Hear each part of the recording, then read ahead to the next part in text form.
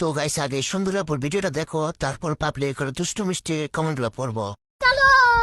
একদিন আমার বাচ্চারাও বলবে আমার আম্মুর মতো মেয়ে পাওয়া ভাগ্যের ব্যাপার।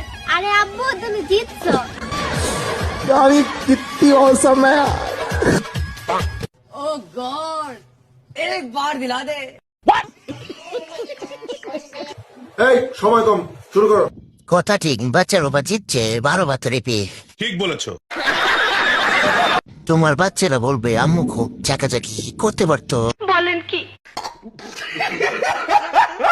আর তোমার বাচ্চারা তোমাকে থেকে হ্যান্ডেল তো মারবো মামনি।